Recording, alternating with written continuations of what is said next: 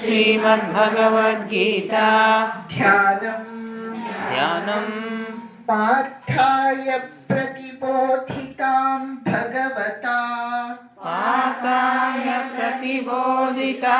भगवता नारायणेन स्वयं व्यासेन ग्रथितां पुराणमुनिना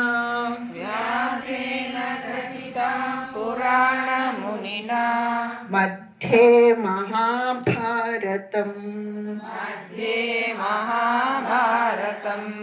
अद्वैतामृतवर्षिणीं भगवतीम्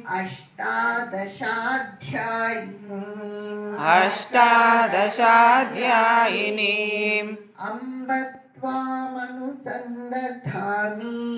अम्ब त्वामनुसन्दधामि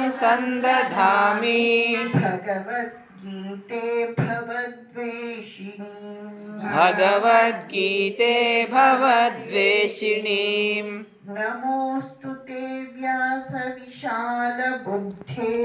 नमोऽस्तु ते व्यासविशालबुद्धे फुल्लारविन्दायतपत्रनेत्र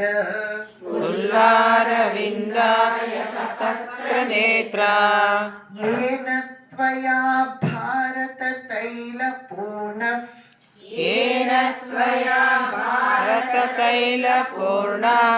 प्रज्वालितो ज्ञानमयप्रदीपः